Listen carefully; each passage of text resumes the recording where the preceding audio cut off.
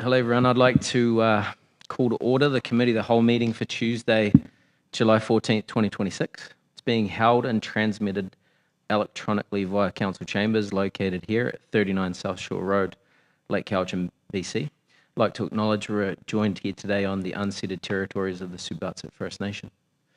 Before we get started, we have some new team members that I'd like our CAO, Mr. Thomas, to introduce, please. Thank you, Mr. Chair. Good afternoon, Council, audience. Today we have two new members of our management team. We have the Manager for Tourism and Business Development, Victoria Milbauer. She replaces Dalton Smith, who retired after 20 some odd years of service, seems much longer. We also have Caroline Von Schilling, who is the Director of Bylaws and Development Service, responsible for planning, bylaw enforcement, and all things development in Lake Cowichan. Caroline joins us from another municipality within the region, is welcome here, and I'm happy to have both of them on our team. And we also have our other members of her team, our CFO and Superintendent of Public Works and Engineering, who has been here for a while. Awesome. Thank you for that, and welcome, everyone. Is there any introduction of late items tonight? Nothing. With that, would anyone like to move the approval of the agenda? Councillor Wilmarka, seconded by Councillor Austin. Call the question. All those in favour? Agenda is passed. Okay, next up we have public input. So if you'd like to speak on anything on the agenda tonight, you can come forward to the podium here. Make sure you push the button so everyone at home can listen to what you're saying. And you have 3 minutes to speak on that. Did I say you got to introduce yourself as well? Do you have to do address? Is that right? Anyway, we'll let people introduce themselves. Thank you. Hi, everyone. I'm Jennifer Allen. I reside in and operate my business as a real estate agent in the town of Lake Cowichan, and I'd like to make a case for the town to permit short-term rentals. From my research, there are approximately 80 active Airbnb listings that currently operate in Lake Cowichan. This indicates a strong existing demand and a well-established local visitor economy. Our local businesses, restaurants, retail, recreation operators depend heavily on tourism traffic to remain viable. With very limited hotels and commercial spaces that operate for overnight stays, short-term rentals are a huge part of the accommodation supply that brings those tourists to town. Without places to stay, visitor numbers decline regardless of how attractive Lake Cowichan is. The town has invested significantly in tourism development in the past 10 years. That investment is at risk if visitors have nowhere to stay. A local economy of entrepreneurs has grown around short-term rentals. Cleaners, maintenance workers, property managers. These are people who rely on this income directly to keep a roof over their head. Many homeowners rely on short-term rental income to cover mortgage payments, property taxes, and household bills. If that income is removed, some owners will be forced to sell and leave the community. As a local realtor, I've already helped a number of homeowners exit this community as a result of the risk of short-term rentals being banned and no established plan for the town of Lake Cowichan. It is my professional opinion that an increase in forced sales could soften local real estate values. Businesses that close doors due to less tourism will also leave commercial spaces empty and further soften the commercial and residential real estate market. Given the town has a population of less than 10,000, the province's Short-Term Rental Accommodations Act already exempts Lake Cowichan from the principal resident requirement. However, upon renewal of my provincial license this month, I discovered a regulatory gap. The town has not adopted its own short-term rental specific zoning or licensing framework to date, despite over 80 short-term rentals operating in the community. The province now requires a local business license to renew provincial short-term rental registration, but the town does not currently have an accessible licensing pathway specifically for short-term rental operators, nor zoning that permits most existing short-term rental uses. About 2 weeks ago, I made a social media post as a concerned community member, business owner, and short-term rental operator. And since then, I've had many people reach out to me directly in support of short-term rentals in our community, which includes other business owners, other short-term rental operators, and cleaners who rely on the continued success of the tourism we have experienced in recent years. We have a message for the town of Lake Cowichan. We urge the town to amend zoning bylaw to create a permitted use pathway for owner-occupied short-term rentals, despite the fact that short-term rental zoning doesn't apply to almost any properties in town. Currently, R2 is the only zoning which allows bed and breakfast, and this consists of Point Ideal and the small strip of homes on Grosslake. We further urge you to establish a business license process specific to short-term rental operators with clear application steps, fees, and timelines. And most time sensitive, we urgently ask you, the town of Lake Cowichan, to contact the province to request a temporary waiver or grace period on the local business license requirement for short-term rental registration renewal until the town's own licensing process is in place, so that existing operators are not penalized by a municipal process gap. And respectfully, we ask the town to consult directly with local operators, cleaners, and business owners affected before finalizing any new bylaws to ensure the policy reflects how short-term rentals function in this community. Thank you. Ms. Allen, if you're up for questions, I'm just wondering, because you are in the real estate business, what is the vacancy rate for rentals in our town? Do you know? There is limited data to find this. I did do a search, and there just isn't data to provide that. Okay. Anyone else with questions? I would say it's low, though. Yeah. Yeah. Okay. However, a lot of the current short-term rentals are not operating in a way that, like, if they weren't allowed to use short-term, those properties may not come to the market. They're being used, while the owner is away or in portions of their own home. So those rentals would not necessarily come back to the rental market. Okay. Thank you very much. Would anyone else like to speak on anything on the agenda tonight? No? Yep.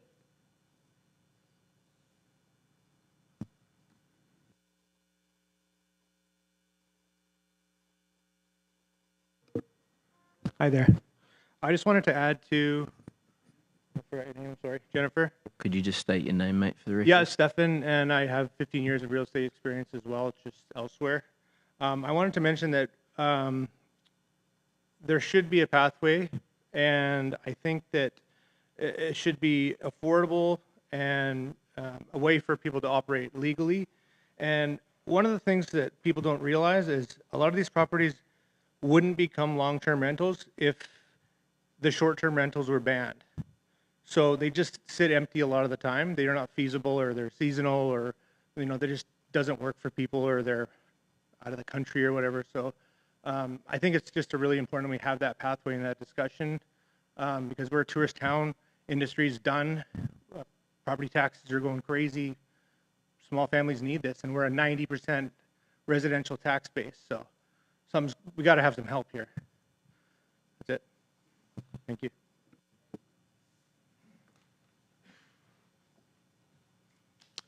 Anyone else like to speak tonight? Sorry? No, anything on the agenda tonight? Are you the delegation? Oh, yeah, we've got you later on in the meeting. Sorry. Okay, with that, I'll move on. We've got no minutes to approve. Business arising, unfinished business. Nothing. So next up, we do have the delegation of representatives. We have Zephine St. Mary on behalf of the Wellington, 138 South Shore Road. If you'd like to come forward and speak, you have 10 minutes to speak on the subject tonight. Huh? Oh, Daphne. Daphne. my bad. Hi, I'm Daphne St. Mary. That's all right. No worries. I am an owner and reside at the Wellington at 138 South Shore Road. And yes, we have a delegation of the majority of the owners at the Wellington are here tonight because consistently for the last month, sorry? Yeah, since school has been out, basically, there has been groups of teenagers roaming the area in front of the Wellington, be in Saywell Park. They are causing vandalism. They are violating bylaws with noise disturbances at all hours of the night. And unfortunately, most of the youth are underage, and there's a lot of drinking involved. There are people passing out on the sidewalk right underneath of our balconies, throwing up. It is quite chaotic, and it is very hard for the owners and residents to get a decent sleep. They also, they have been coming onto our property and stashing booze on the private property, and then when they are confronted by the owners, they threaten them. So this is escalating, and it's becoming a bigger issue. Several of the owners have come and filed bylaw infractions or letters, complaints, thanks, to the bylaw office. The bylaw person is only in the office, I guess, once a week. And so one of the things that we wanted to know is, first of all, is there anything that we can do as owners to help stop this from happening? Is there anything that the RCMP can do to help stop this from happening? And is there somebody in the bylaw office who will be able to actually enforce the bylaws? Because there is a park bylaw that says no one is supposed to be in Saywell Park after 10 o'clock. There obviously is a bylaw about drinking publicly in the bylaws. There's also a bylaw about vandalism. So I'm just wondering if there's anyone who can speak on that and what steps are going to be taken. So just to clarify, we do have a bylaw person in the office 5 days a week. So they do have different hats. They're not always on bylaw, Okay. but there is always someone in the office or on Thank you. during the workday. Most of the things you're stating tonight are borderline on criminal. So have you engaged the RCMP on this issue, or is it more you've come to the town for bylaw enforcement? We have phoned the RCMP on several occasions, and I guess it was a week ago or so, there was a group of over 30 teenagers, and this was the night that one of our residents was actually threatened on our private property. And I went and spoke with the RCMP officer who was sitting in Saywell Park as the youth were milling about. Basically, the RCMP officer who I spoke to said that there wasn't, like, they are told they are not allowed to provide chase for the dirt bikes, thank you, the dirt bikes that are going up and down the roadway, even though it's illegal to actually go up and down a public roadway with a dirt bike. And we understand that, but the kids were blatantly trying to bait the RCMP officer. You know, they were driving right up to them and honking and going around them and ripping by, and some of the teenagers were standing there saying, aren't you going to do something? Aren't you going to do something? And all of that kind of stuff. So it's just, they're blatantly baiting the RCMP. So, yes, we have all taken turns phoning and saying things.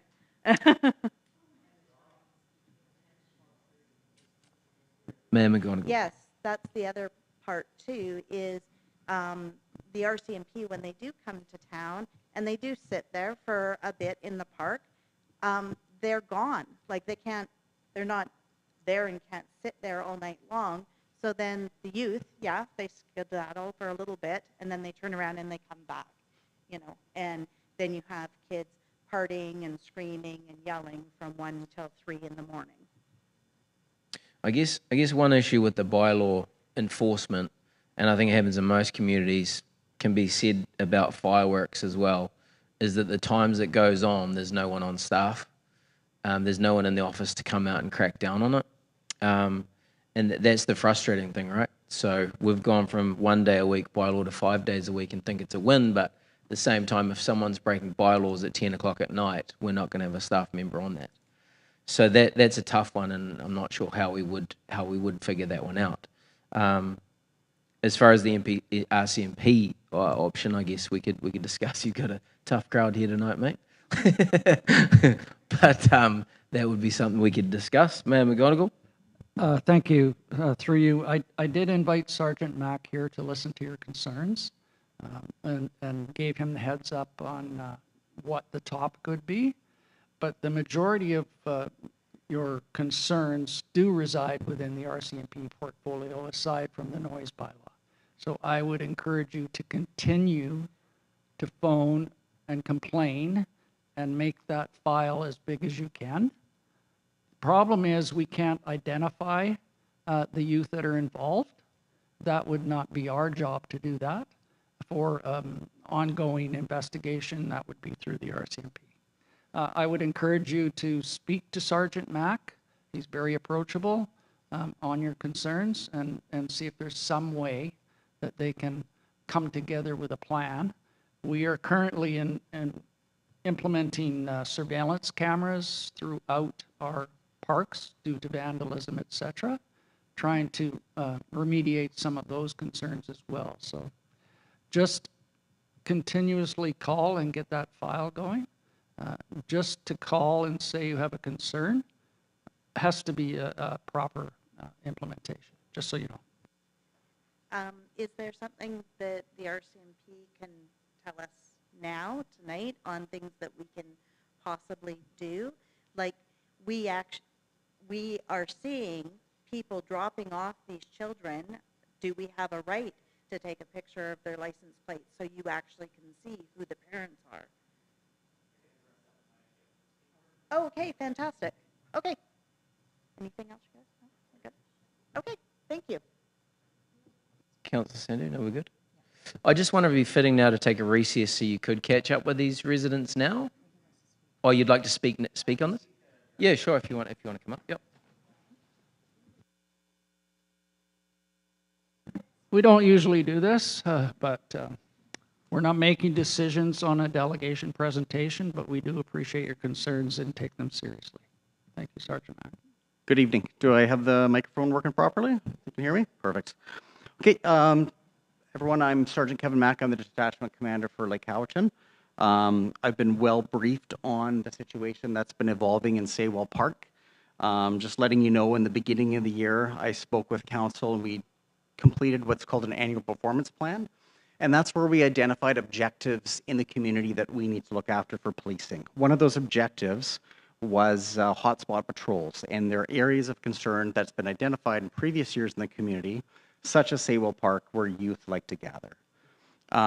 So obviously we have been doing as much as we can with footwork of doing foot patrols in the area and making contact with youth when they're doing illegal things.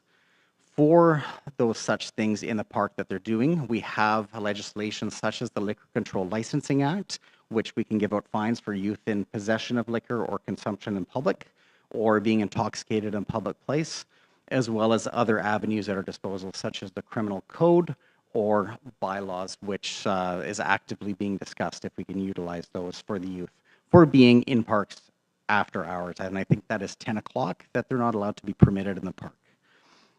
So we're doing the best we can with the resources that we have allocated for Lake Cowichan. Most nights we have 2 members working, so we have to balance our proactive patrols versus our calls for service. Sometimes those calls for service call us well out of the boundaries of Lake Cowichan to such places of Didadat, which takes us about an hour and 15 minutes response time to get out there, and then a return trip, as well as other things that come up, and investigations and transporting people to Duncan and so forth. So we're doing the best we possibly can with the resources we currently have. I've adjusted extra resources on Friday and Saturday nights just due to having a busier summer season with everyone in the community.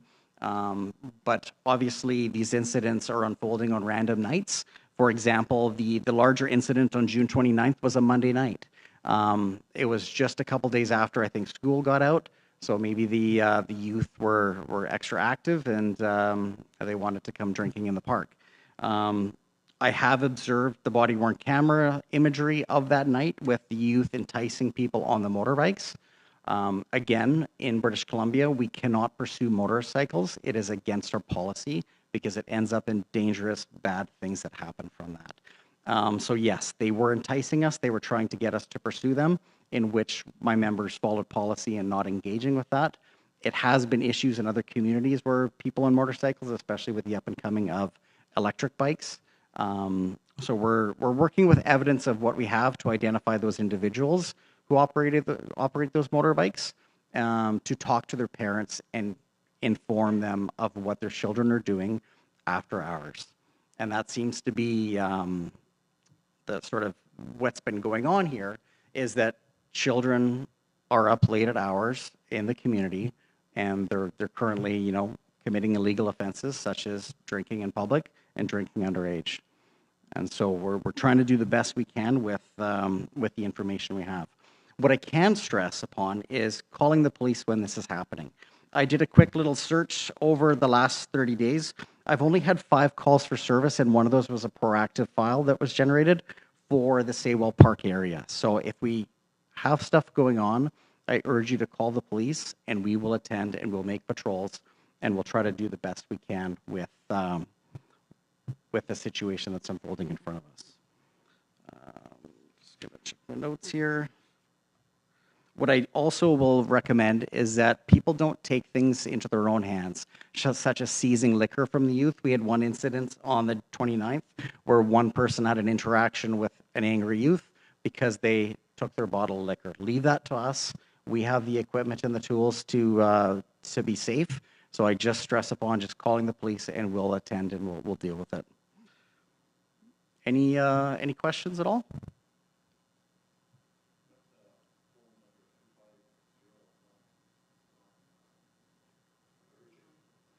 Yep, you could, if it's, yeah, what happens is it goes to our detachment, that it automatically gets redirected to our e-com dispatch service. If it is an emergency, you can use 911 if you believe that there's serious harm involved.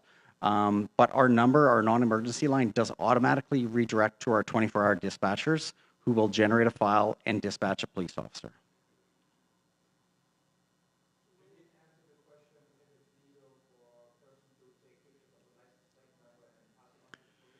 If it's in a public place, there's nothing illegal about that. We welcome that. If you feel that they're doing something illegal, like for parents dropping off their kids, I don't know where that conversation will lead. But if a person does observe criminality in public, then they're free to take photos and provide that to the police so we can build our evidence. Yes. Can I ask a question, whether you're allowed to if they're a minor, though? There is no laws against photographing a minor in public as long as it's not lewd imagery. Okay, thank you.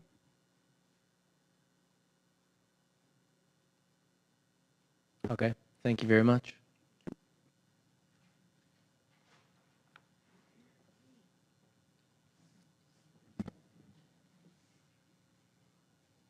Anything from staff on that matter at all? Thank you, Mr. Chair. This is a very serious situation. I too live in a community, and I have heard some of those activities myself from the place that I reside. Not necessarily in Saywell Park, but the kids don't stay in one area. They travel throughout the community in different places at different times. That what you're experiencing as a resident is pretty frustrating, and I hear that. We do have a person on staff responsible for bylaw enforcement for 5 days a week. However, as Councillor First be indicated, his sole function is not on bylaw enforcement alone. Notwithstanding that, even if the incidents were occurring during a time when he was working, it would be very difficult for one person or the town to police behavior, even though it's against the bylaws or the laws. There's also a part for family to respond to in this particular matter. The building itself that is most affected can consider additional security measures of its own, including cameras in and around the area that may capture some additional information that may be helpful to the RCMP. If it is turning into something about trespassing, you could also explore, as a building and residents in the building, physical security guards for that space during those particular times of concerns. I recognize that there are additional costs to doing some of those measures, but those are just some options that remain available publicly and privately. We are looking at expanding the network of security cameras that we have in all municipal facilities.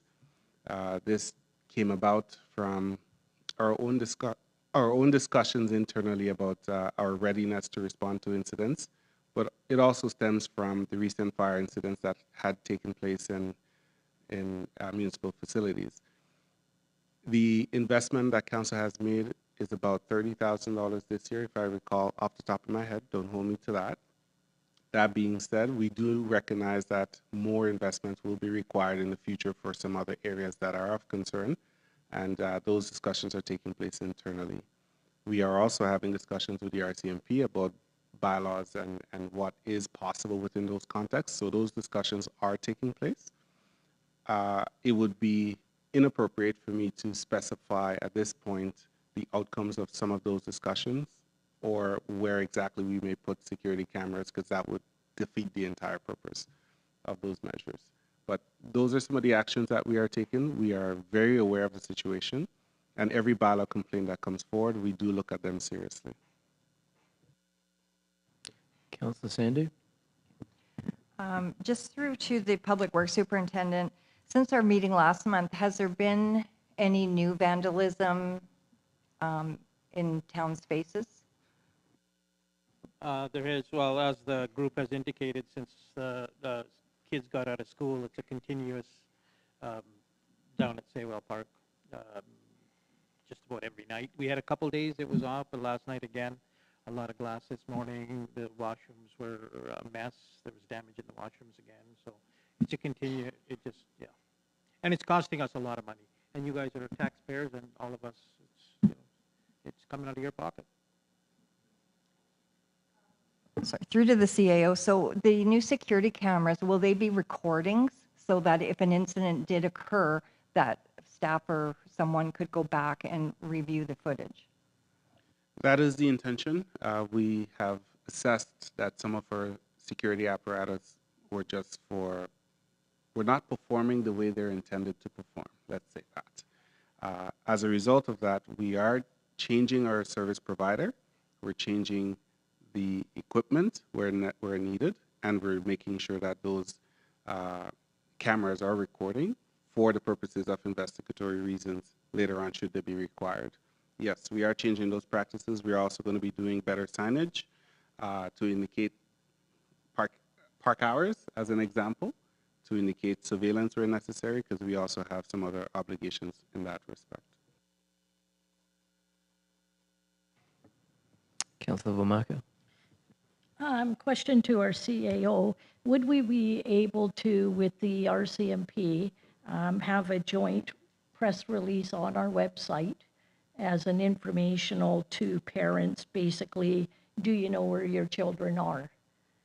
And something to the effect that if they are found vandalizing, causing fires, etc., that you as the parents could be held liable and responsible for their actions. It might be enough to wake up a few parents that are not knowing where their youth are at night. Just a question. Thank you for the question. I will leave the RCMP Sergeant to speak on behalf of the RCMP. I know they have their own internal approval processes for joint communication and media releases. The town is willing to partner with anybody on this matter in the interest of the community and reducing the occurrence of these incidents from happening. But I do want to set expectation quite clearly that a press release alone will have value in bringing awareness to the matter. It may not change the behaviors of youths in the community. And I don't want to create the impression that us doing a media release in of itself will create relief for the people who are impacted by that.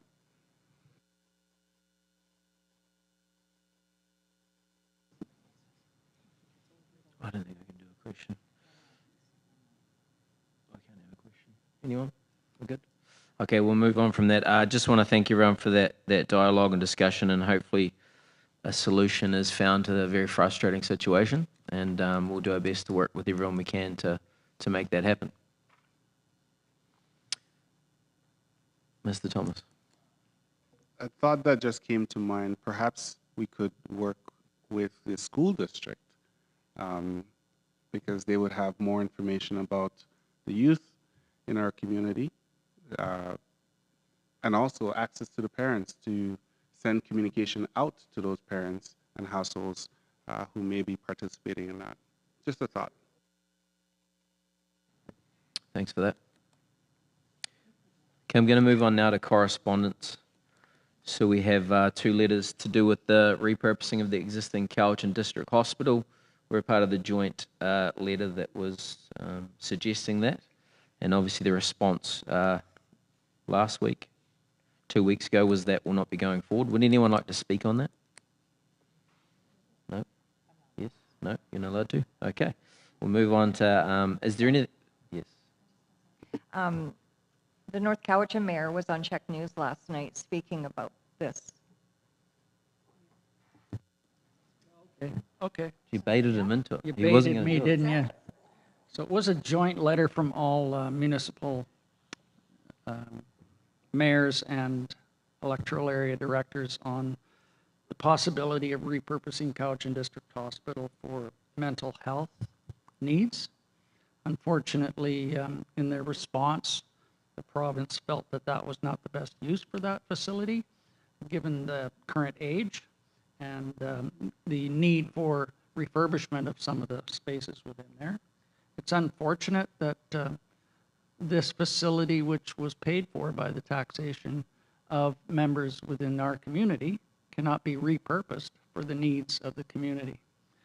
It is not something that we will let go. It's still on the radar that there is a need for those services within the Cowichan Valley, not only in Duncan. When we look at Duncan as the service hub of those who are marginally housed with addiction and mental health issues, that is where the services are, and that is where the process for rehabilitation should be as well. Thank you for that. We have AVICC at UBCM communication, as well as opportunities for AVICC members, and a letter from the District of Oak Bay. Would anyone like to speak on those subjects, or would someone like to motion all these correspondence for information? Motion to file for. Okay, we've got Councillor Vormarka, seconded by Councillor Sandu. All those in favour? That motion is passed. We move on now to reports. Administration Quarterly Report. Mr. Thomas.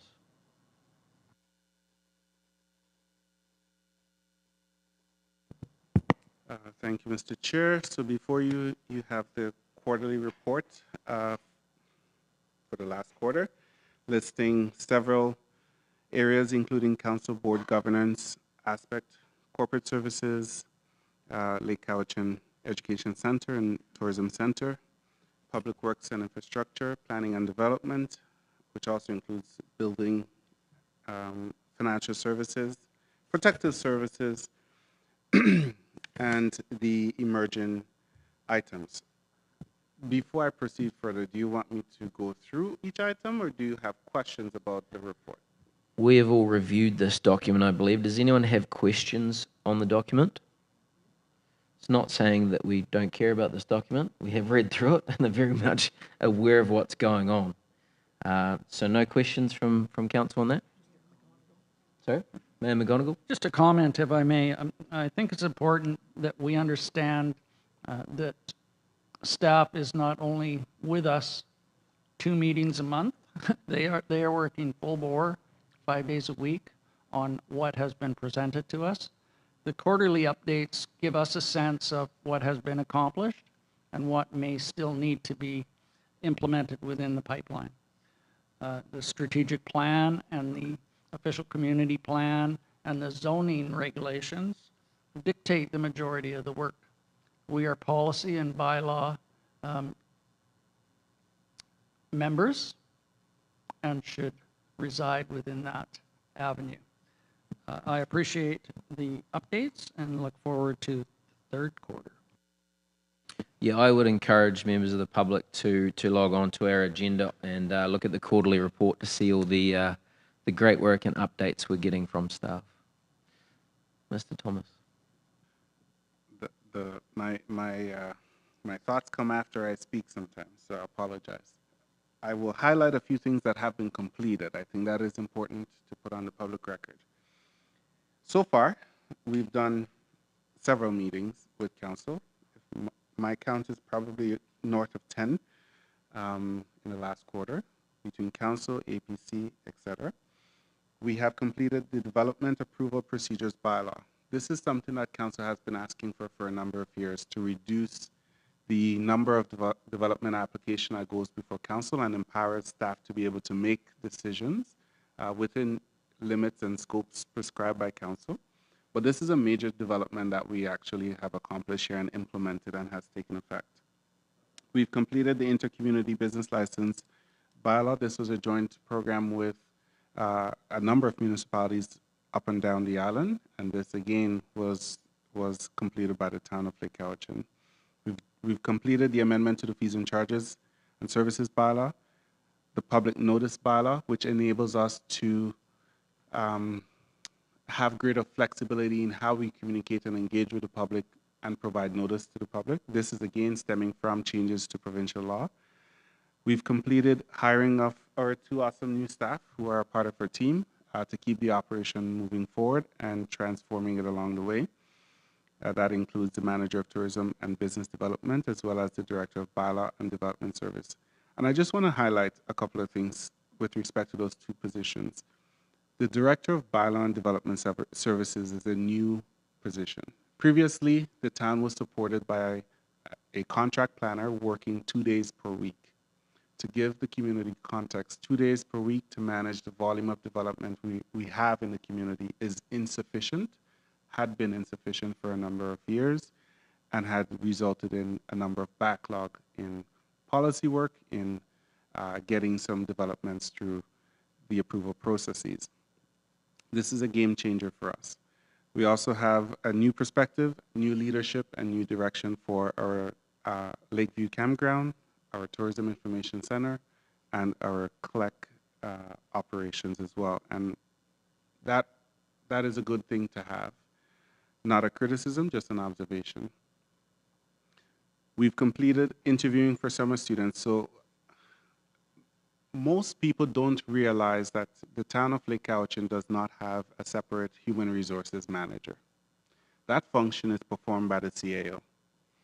And for the number of positions that we have had to develop job descriptions, interview, verify credentials or references, etc., make hiring decisions, develop contracts, it is not a simple thing. One of the most challenging areas for any organization is human resources.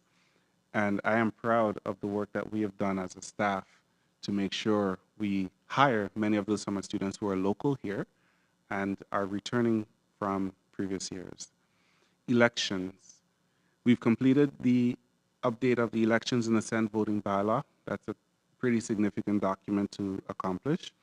We've completed election privacy policy. We've completed and launched the website for the election 2026 for local government. Again, that was the result of months of work in the background to accomplish. This is on top of additional website work because we're planning on revamping the primary website for the municipality, which needs some love and attention, in my opinion.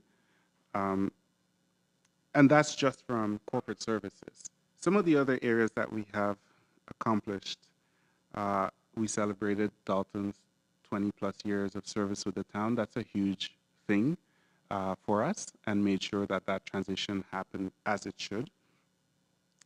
We've received from a member of the community, and there will be an announcement on this, a donation of a dock to the clerk. Sorry, I stand corrected by our lovely manager. 2 docks.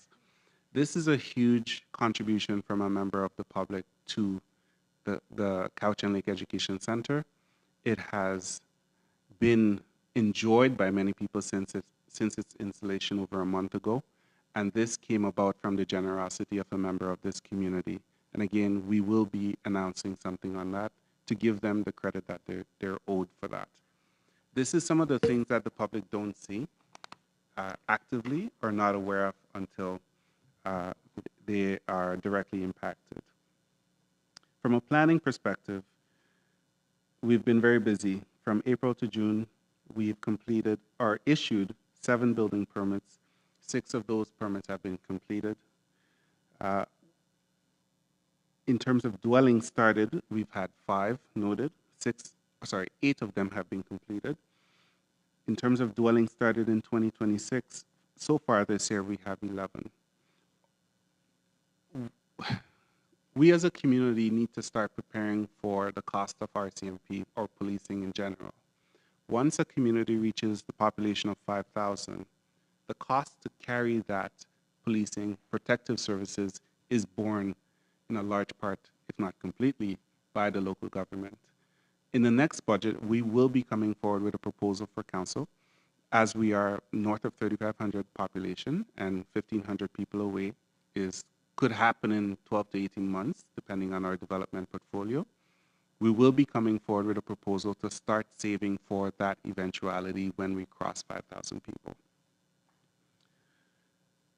The RCMP is pretty stretched, but I think they've spoken about that earlier. In terms of additional information in bylaws, we've had 24 complaints in the last quarter. That is not an insignificant amount of complaints for one person. Some of it includes animal control, vehicle complaints, stop work orders, and on the stop work order issue, developers who are removing stop work orders on a repeated basis, flagrantly disregarding municipal bylaws, and us having to deal with that. And so we are spending considerable amount of time managing conduct that are known to be contrary. Business licenses, we've had 9 applications, 4 related to construction, 1 hostel, STR, short-term rental, 1 restaurant, 2 retail. 2 of them are pending, 2 of them are not approved. In terms of upcoming substantive policy work, we have a significant amount of work to do with respect to updating our official community plan in alignment with recent legislative changes from the province. In addition to updating the official community plan, we also have to update the zoning bylaw in tandem with that so that they're aligned. We cannot have a conflict between the official community plan and the zoning bylaw. It's a non-starter. So those 2 policy work will likely have to happen in the last 6 months of this year, 5 months of this year. Financial services, we have completed the collection of taxation, which has and always continues to be a very busy time for us in the office. Some of the members of the public are not always happy by their tax bills, and our staff face the brunt of those interactions in the office. We've completed the audited financial statements.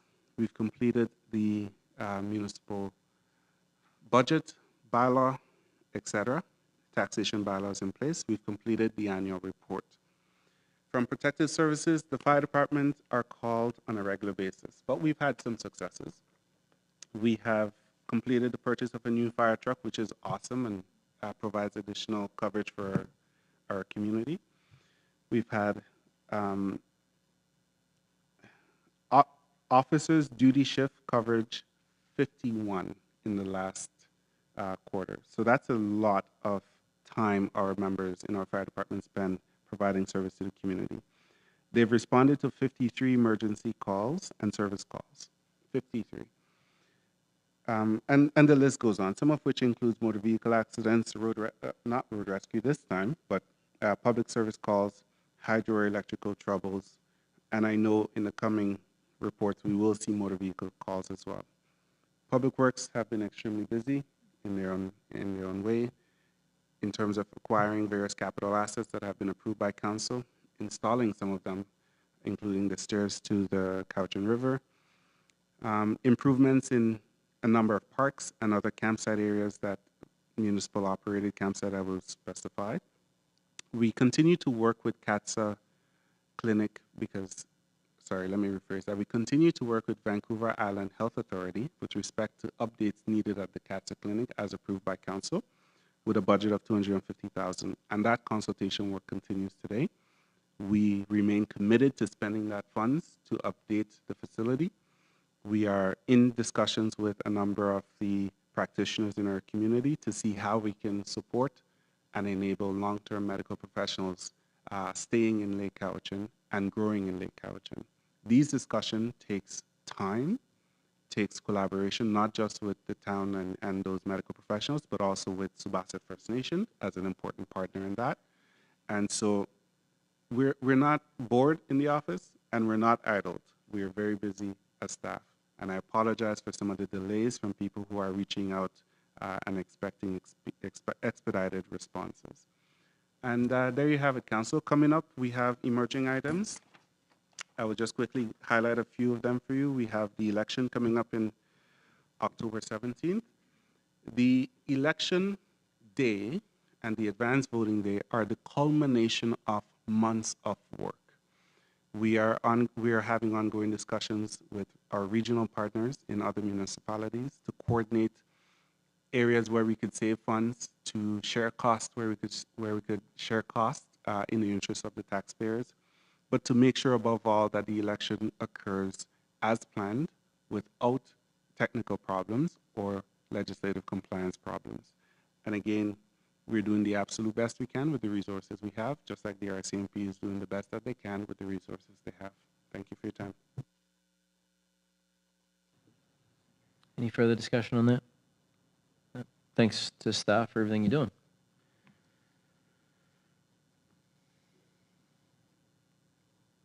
Next up, we've got the development building permit summary. So that's a document for information. We have a recommendation that the committee recommend acceptance of the building permit summary report for the month of June 2026. That is moved by Mayor McGonigal, seconded by Councillor Austin. All those in favour, that motion is passed. Next, we have the finance period ending June 30th. Ms. Gill. Yes, good evening, everyone. The statements are attached for council review. They contain a summary of all the revenues and expenses for the general sewer and water funds. What I've posted in these statements is the administration fees are posted. These are general and administrative expenses charged to various town departments. For example, for Lakeview Park, the office charges $11,000 in office administrative fees. And in return, the Cowichan Lake Education Center also charges Lakeview Park $35,000 in administration fees for all the administrative costs that are charged to the Education Center. The only other point of note on these statements is that the new Tender 15 fire truck purchase for the fire department cost is there, $757,103. The department also purchased a trailer at a cost of $17,309. One was over budget slightly and the other one was slightly under budget. There are no other material changes, but I'd be happy to answer any questions council may have. Mayor McGonigal. Through you, if I may, speaking on the administration charges, we see differing amounts for differing departments. How are those calculated?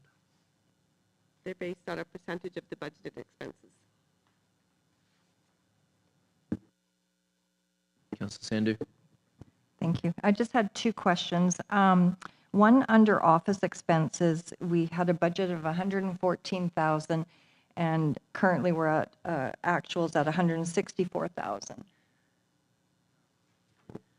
Well, we've been working on a project for digitization, and then there was some management, while management was away, there was some, a contractor filling in, so those costs are still ongoing, yeah. One more, if I may. There's no actuals to the contingency fund to date. Yes, there is not yet posted. And the reason for that is because the contingency fund is being applied to several areas to cover costs. For example, additional security cameras, some of the unplanned things that have happened so far this year, which council is aware of. So at the end of the year, there will be an allocation of that contingency fund reflected in your numbers. More questions on that one? Okay, there's a recommendation that the finance report for the 6 months ending June 30th, 2026 be received for information. That is moved by Councillor Volmarka, seconded by Councillor Austin. Any discussion on that? All those in favour? That motion is passed. Next up, we have the Fire Department. Fire Department incident report for June 2026. We're looking for the recommendation that the Committee of the Whole recommends to Council that the staff report be received and the amount of $14,345 be approved as presented. Anyone would like to move that? Councillor Austin, seconded by Mayor McGonigal. Any discussion? Call the question. All those in favour? That motion is passed. Now we move on to new business. We have a notice of motion that I put forward. The first one is Fern Road access. So for background, we have approved amount of $15,000 in our budget to open the access on Fern Road without any direction to staff on whether to proceed with that. The background is there's a number of residents along that road that would like to see it opened up so that they don't have to use the intersection at the top of Fern going on to South Shore. So I was wondering if there was discussion on this from Council. Mayor McGonigal. I think this has been a discussion for a number of years on perhaps allowing a one-way onto Point Ideal Road to take away some of the hazardous turning from Fern Road onto North Shore Road. Whether or not it is a one-way or not, I think the access and egress would be an additional option for emergency vehicles as well. There is a need for more than just opening Fern Road. I know that there is probably a need for resurfacing of that, but we take into consideration any underground access that we need, water, sewer, et cetera, before we do paving. The worst thing we want to do is pave and then dig it up. I would like to know what could be accomplished with $15,000 and whether we should make it a one-way coming onto Point Ideal. We did have an allocation of a transportation study, which was scheduled to move forward 3 years ago, on that issue and the access at A&W for congestion purposes. Unfortunately, that did not transpire. So this would be a stopgap measure to accommodate access and egress safely, just in my view. Councillor Sandhu. Just a question. So is there work to be done to be able to open it up right like tomorrow if we wanted to? That's my first question. Yes, yeah. Right now, it's a gravel surface, and if we open it up, even if you left it gravel, there's going to be some work to open it up. That was what the 15,000 was. If we want to do the pipe work, put a couple of catch basins in, pave it, we're looking closer to 100,000. Okay, so continuing with that, is it going to cause any problems with the situation we have at hand that it could, opening that could cause cars not to follow the one way. So it'd be the one way out. You'd go up South Shore, turn, and you'd go down and out at Point Ideal. So what if people start going up and down all night, like being erratic because a new road is opened up? So I'm just putting that out there that I don't have a problem with this. I don't want to put a lot of money into this because I think we've got other high priorities in the town that we've been looking at for a number of years. So to me, this isn't a priority, but I do support it opening up as a trial to see how it goes. Would you like to answer any of those questions, Jazz, on just the resurfacing and whether we can actually make it a one-way street? Like, are we able to do that? Oh, you can do whatever you want. You just have to block it off on South Shore or something, create a one-way, but I wouldn't recommend that, honestly. Councillor Vormarker? The 15,000, I thought there was discussion at the table when we purchased that grader that we would be able to, for short term now, until we see what we're going to do with the road, is to open it up and grade it, make it a one-way so that you can't turn out to South Shore. And is there a way to put some sort of barricades to make the roadway smaller so that it's not open to two lanes going back and forth, but to narrow it to just one so that it may deter people from trying out the new road? Narrow it at South Shore, is that what you're Yes. saying? Oh, yeah. Yeah, you could put barricades there and block it off. And the grading, so yes, when we talked about the 15,000, it was to leave it a gravel surface. But I went through and spoke to most of the residents this past week, and it's about a 40-60 to open, not to open it. And then now we have the boat business down at the end. And if we leave a gravel surface there, there's going to be a lot of upset people. You know, these boats are worth hundreds of thousands of dollars, and we're going to be dusting them out. And is the town going to take responsibility? Or are we going to be oiling that road? Or, you know, that's another thing to consider now. That's why right now I don't recommend it, especially leaving it gravel. So what staff would we send it back to find out all this information for us? Sorry? So obviously, when we talked about reopening, we haven't had a complete staff report to say these many people are not in favor, these are the potential problems that could exist, this is what it would cost to do this and that. So would it probably be prudent for us to ask staff to come back with a full staff report as to the pros and cons and which way then that council can decide to go? Yeah, we can do a detailed report. So would that have to be a direction to staff then from council to bring back a report on the reopening of Fern Road? I guess the frustrating is we have directed staff, not the staff, to do a traffic study in that area, which was ignored. We can give direction to that, but just reading the tea leaves here, I don't think it's going to get us anywhere. So I would like to hear other council members speak to that direction to staff and if we want to implement that.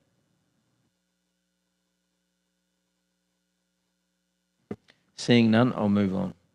New business, notice of motion is from me as well. So short-term rentals. Now, I did bring this up as a notice of motion at the last council meeting. At the time, Ms. Von Schilling hadn't started yet, so we're in a transition period. But I knew that the summertime would spark this debate again. I swear me and Ms. Allen are not on the same page, and I didn't have it because of that Facebook post.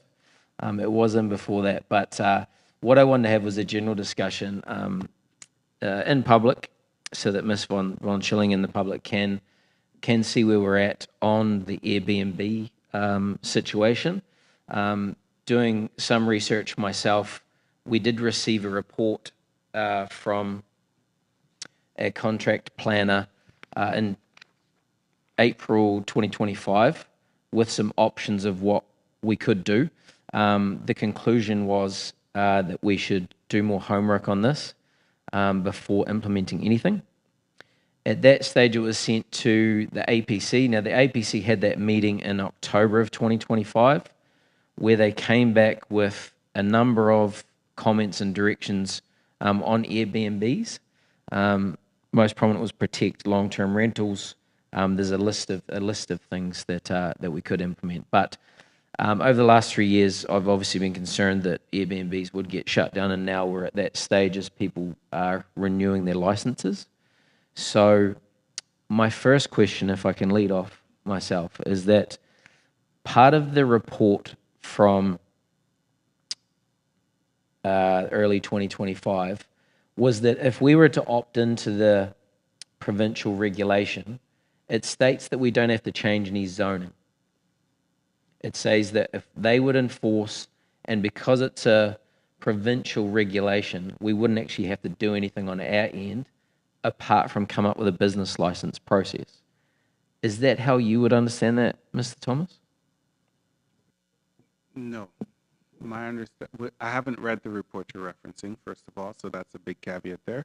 But notwithstanding that, our zoning bylaws will likely have to change to accommodate the use in those specific zones across the community. So with the official community plan review project that we have to do this year, it would be an opportunity to reconsider the short-term rental component in the zoning bylaw review that has to happen in conjunction with the OCP as well.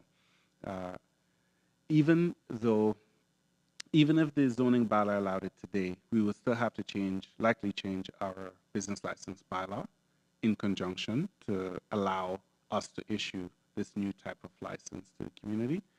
We would also have to change the fees and charges bylaw, likely.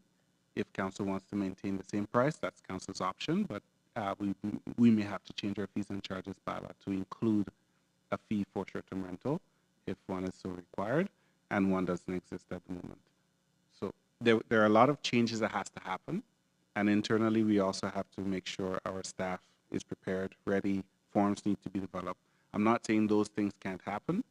We can move as fast as the resources we are provided with and the priority of council, provided that they're cogent, consistent, and aligned with all the other moving parts in the organization. Ma'am McGonigal. Thank you. This has been a topic of discussion for a number of years, given the lack of accommodation within the West Cowichan area and the increased visitors within our area who need a place to stay. And anecdotally, I will just mention a local hockey team that brings in 50 hockey players and their parents and siblings. They utilize businesses with very limited access to accommodation. So in the interim, aside from opting into the provincial regulations, we opted for a temporary use permit process to have those individuals come forward with that option as we moved to our direction of licensing and implementing those changes that are required. It's not an overnight process to do that. The official community plan to be amended has to go to public hearing. It has to be advertised in 2 separate newspapers. So it cannot be implemented tomorrow. It is a concern. And we do need to move forward in some option. So I would like to direct staff to bring forward a report on short-term rental options with rental vacancy rates if available, licensing options, and other aspects of zoning allowances for short-term rentals. And I'll move that. Do we have a seconder?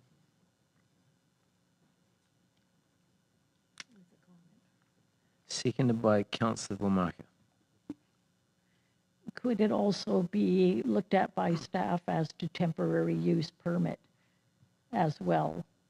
instead of just taking certain zones and saying this is much like Point Ideal is zoned as bed and breakfast. If you blanket the whole town and say everybody is allowed bed and breakfast or vacation rentals, we're going to have neighbor complaints regarding parking, partying, etc. And so is there a way we can do it without just saying specific zones? Yes is the short answer to your question. Council has full discretion as to how it wants to regulate this particular use or function in the community. In fact, since I've been here, June 30th, 2025, we've had a number of people in the community who has an interest in having short-term rental businesses and have come before council for a temporary use permit. The challenge many of them run into is that the space that they're intending on using for short-term rental was constructed illegally, has failed inspection, has concerns about compliance with building codes, and so council was unable to, if I recall correctly, on at least one occasion, approve the temporary use permit application because it was non-conforming and unsafe. And so those property owners have been made aware of what they are required to do in order to become in compliance with the building code, and they are, to my knowledge, working towards that end, but they have not completed that work yet. So even if we had the bylaws in place to enable it, all the properties who wish to use the space for those purposes will still have to be inspected and have to pass inspection for those uses. We have a motion on the floor. No, I can't read it. I'll read it again because I wrote it down. You did? I did. That would council directs staff to bring forward a report on short-term rental options with rental vacancy rates if available, licensing options, and other aspects of zoning allowances. Is there any further discussion on that? I would just like to, before we vote on that, I just want to clarify some points on what you just said with that property. So with the temporary use permit, it's $2,500. At the time of our decision, we didn't know that the building was non-conforming. The problem is that we don't have anything to base approving a temporary use permit on. Like there's no guidelines or anything on what we will require for an Airbnb. And a TUP is 3 years, from my understanding. So I thought that approving a TUP at that stage would set a precedence that everyone could come in and apply for that over the 3 years. But we don't have any basis to approve anything on. And at that time, we also said we didn't want to see any more temporary use permits on Airbnbs following that matter because we had nothing to base it on. Like we're making a decision on something that has no guidelines and no requirements that we can fall back on. You give me some faces, so feel free to jump in here. I'll go back and verify this, but my recollection was that the application was made, it was brought before council. The applicant spoke before council directly. The building inspector had prepared a report and brought it forward with the deficiency concerns about that particular space. That's my recollection. I'll go back and check. I apologize if I was incorrect. And there was a specific concern, for example, about fire safety and separation for one of those spaces. I remember that. And council did, the rest of the statement that you made, Councillor Frisbee, is correct, that council did ask staff to not bring forward new applications, so we have not. And I do take your concern that the town does not have a robust package of policy or structures through which to vet them. That is precisely why they're being brought forward as a temporary use permit, and council is the authority to make those decisions on a case-by-case basis.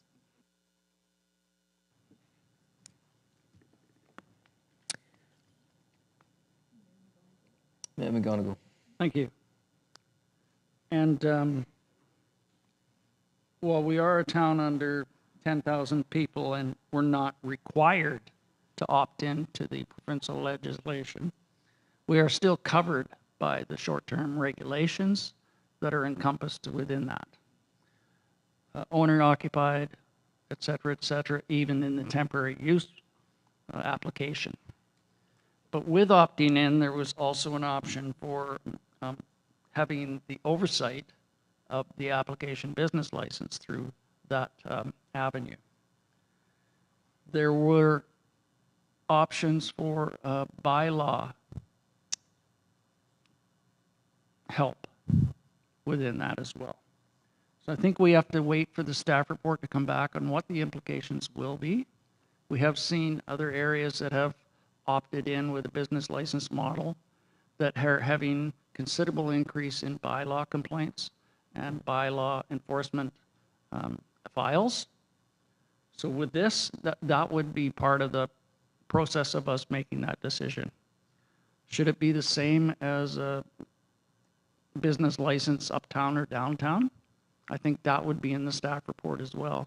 If we look at other areas within the Cowichan Valley and other areas, Tofino, Ucluelet, those who are tourist destinations, what is the business licensing rate of those? We should be aligned with some of those areas. If there is bylaw enforcement fees that are going to be assessed with this, I think we need an option to at least get some of that back within the business licensing. So that's just my input there. As part of the direction we gave with no more TUPs was that we were going to receive a report, and we got the APC report, but I'm well aware that we've bogged down staff with other emerging issues in that time.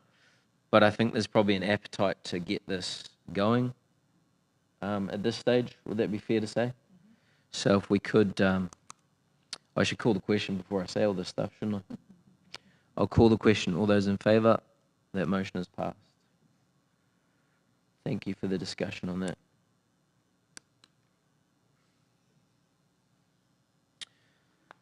Are there any notices of motion? No. We're now moving on to question period. So if you'd like to come up to the podium and ask council any questions, you have 3 minutes to do so.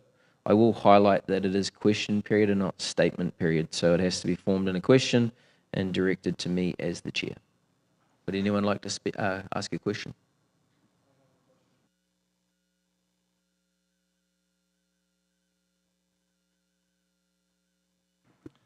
Is there any updates on the situation of replacing the rear? Not at this level of government, I don't think. Is there anything from the Cowichan Watershed Board that you can update us with? Although it's not on the agenda, is it? I'm going to allow it. And other municipal matters. We've had no update at our Cowichan Watershed Board meeting the last 2 months on any news that would be promising. It's all the information is down in Victoria for them to make decisions. That's where it's been sitting, so.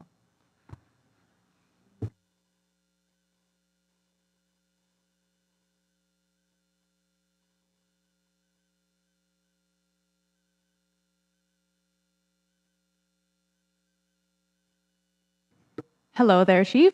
I'm wondering what you have for rent-to-own situations for youth that was born in Lake Cowichan, like myself. Thank you. So just to clarify, rent-to-own as far as property and buildings? Correct, properties. I don't think that falls under our jurisdiction. I think that would be a real estate matter. Habitat for Humanity was spoken. We did speak to Habitat for Humanity. God, I can't speak. Whatever I'm trying to say. We spoke to them a few years ago, and I'm not sure of the update on that. There was a property in question. I think that is a similar setup to what you're referring to. Is there anything else from staff on that? Has there been any discussion with Habitat for Humanity at the staffing level recently?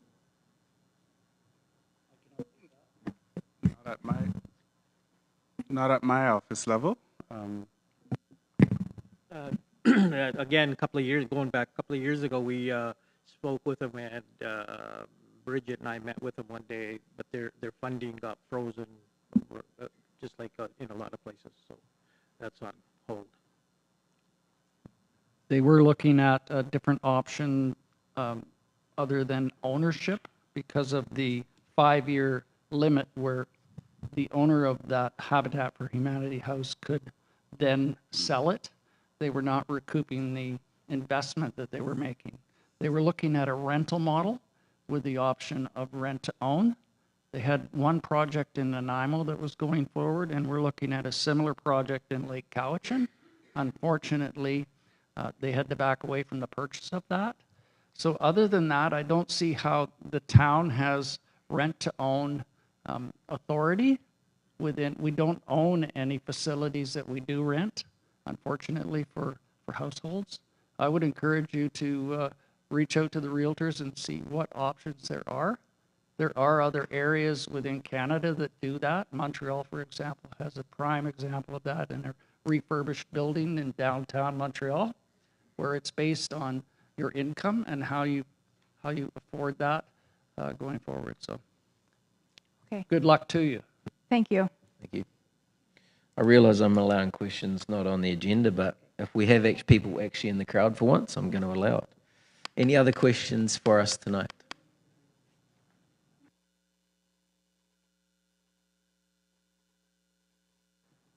Curious about the parking. Is there any solution on the parking? At the last, wasn't committee of the whole, it was town council meeting. The parking plan was presented and it was voted down. So there was no parking plan to be put forward for this summer. So it was put on hold for the summer. So with the survey that you spent money on the year before and then still nothing's resolved. So what about the parking lot across the road there that's on the park? Is there going to be a parking sign put up on there? Like Are you talking specifically across the road from your business? Yeah, the Katza Park. I couldn't tell you. I'm not sure. So no parking sign put up there?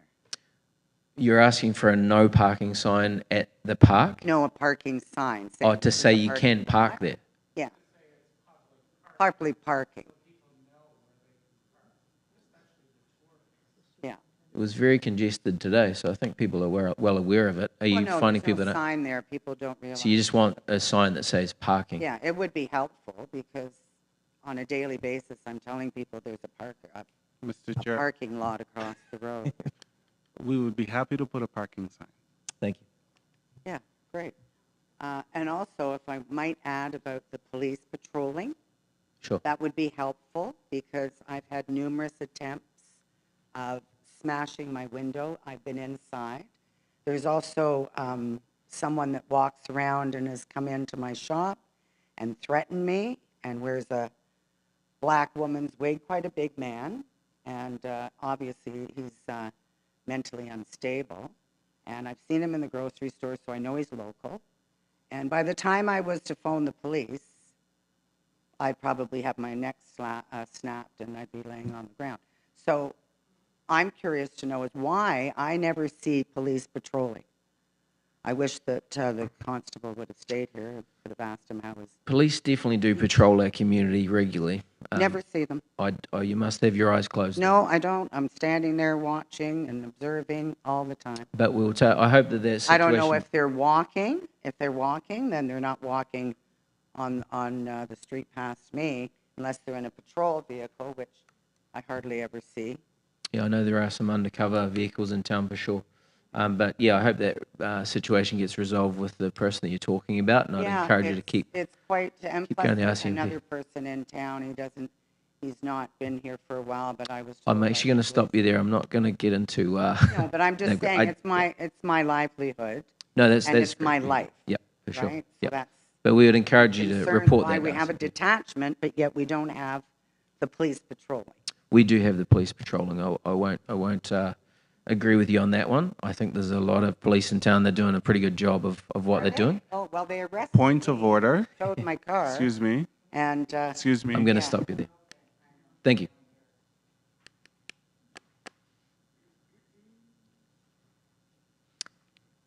Miss Ellen, are we going to argue as well or not?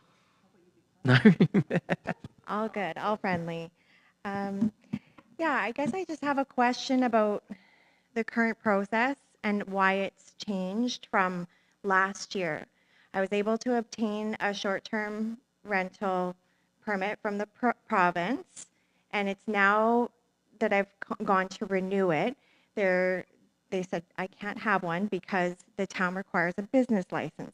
Why was that not in effect last year? What's changed, and could that be reversed?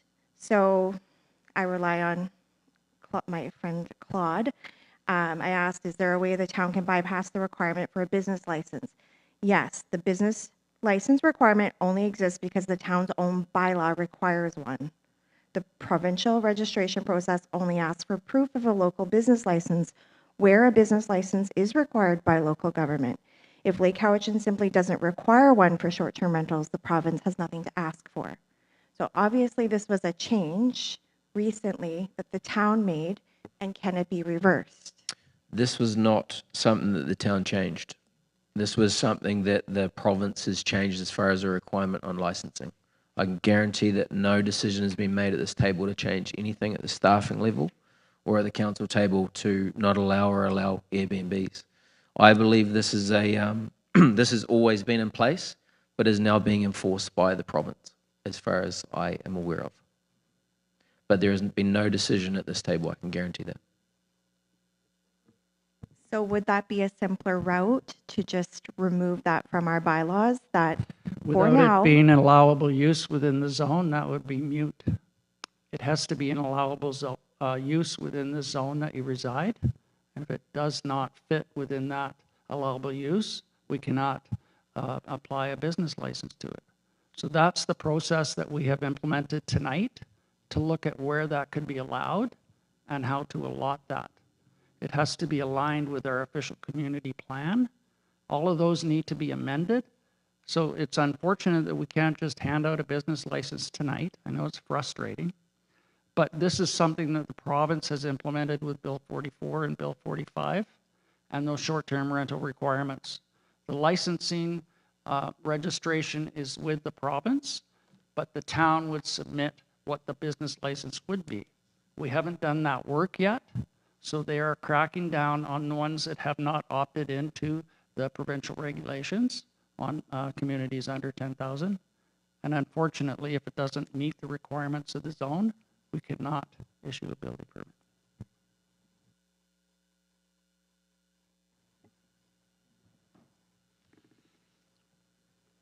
With that, we now have, no, we've got one more.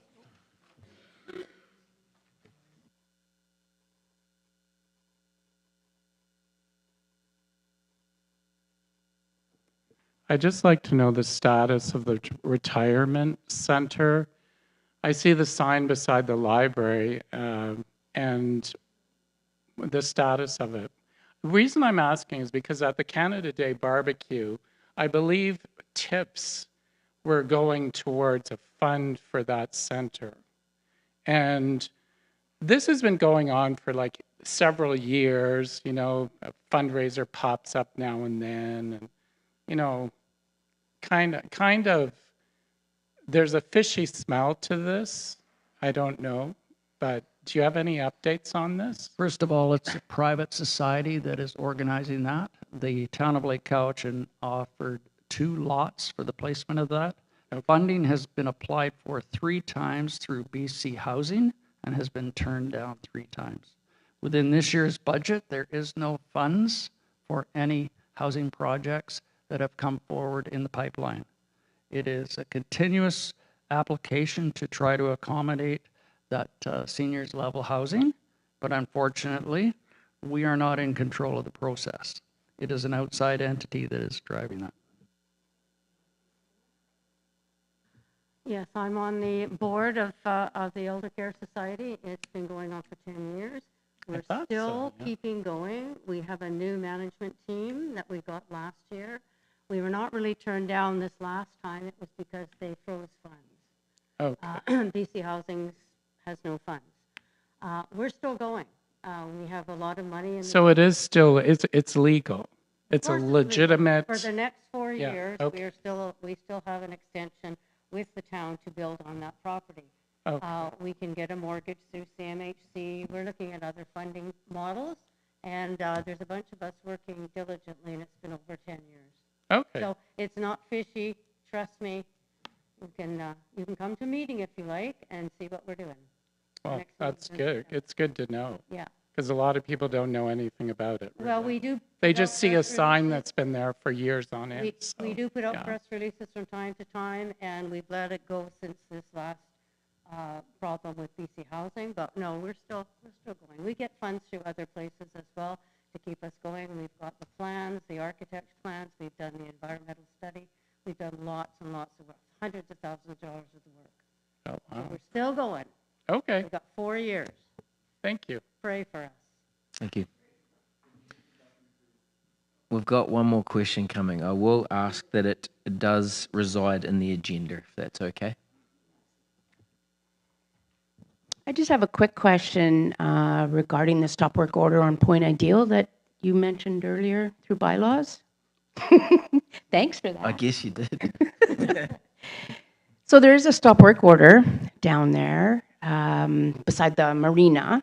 My question is, has the zoning changed along Point Ideal regarding putting trailers in on empty lots?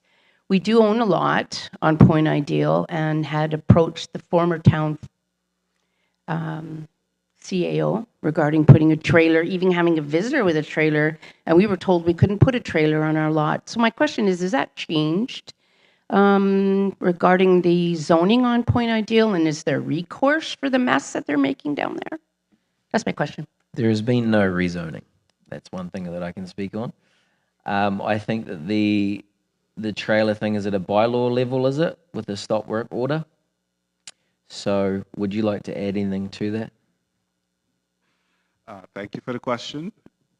As Councillor Frisbee has indicated, there has not been any new changes to the zoning requirements for Point Ideal. The current development activity on Point Ideal is inconsistent with our zoning bylaw, our development bylaw, and we have issued, to my knowledge, 3 stop work orders. Not 1, but 3. The matter is an active file that we are working on, and that is as far as I will speak to this publicly at this time. Thank you. Thank you. With that, we will move to our in-camera session. Section 92 of the Community Charter requires that before a meeting or part of a meeting is closed to the public, the council must state by resolution that the meeting is to be closed, and B, the basis on which the meeting is to be closed falls under the following section of the Community Charter. S91C, Labour Relations or Other Employee Relations. S91E, the acquisition, disposition or expropriation of land or improvements, if the council considers that disclosure could reasonably be expected to harm the interest of the municipality. Would someone like to move us to go into camera? Councillor Marcus, seconded by Councillor Austin. All those in favour? That motion is passed. Thank you, everybody.